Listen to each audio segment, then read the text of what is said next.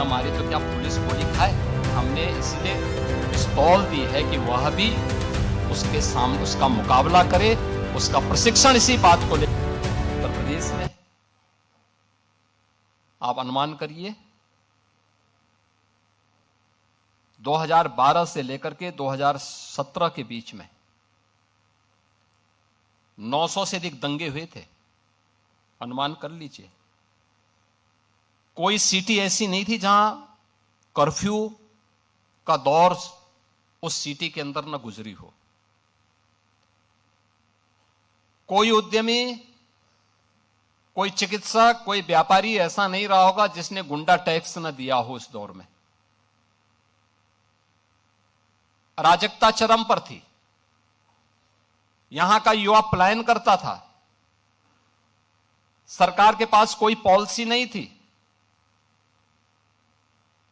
परिणाम क्या था?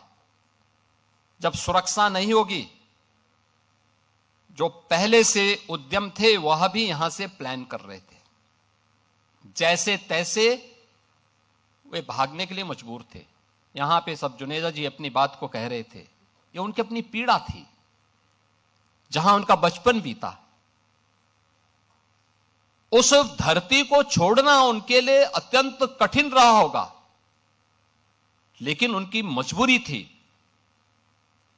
कि उन्हें अपनी सुरक्षा भी चाहिए थी। और केवल एक जुनेजा जी की बात नहीं थी, ये उत्तर प्रदेश के हर उद्यमी की, हर व्यापारी की, हर उस व्यक्ति की पीड़ा है जिसने उस दौर को देखा है। 2003 से लेकर के 2017 के बीच के उस दौर को देखा है, जब व्यापक कर्फ्यू में अपहरण के लिए यहां पर अपहरण होते थे, फिरौती वसूली करने के लिए।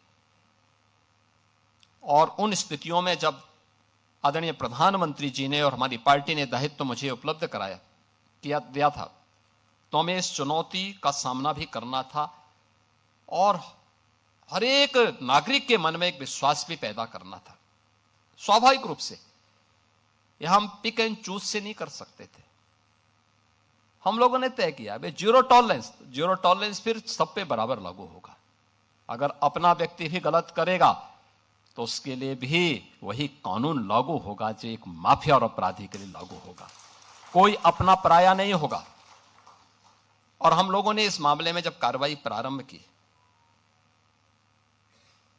प्रयास तो किया कि कानून के दायरे में रह करके करें, लेकिन बहुत बार होता है, आप भी इस बात को समझते होंगे, भाई अगर सामने वाला व्यक्ति कानून से भयभीत नहीं है तो फिर उसको कानून के दायरे में ला करके कानून की भाषा समझाना तो फिर तात्कालिक परिस्थिति हो जाती है।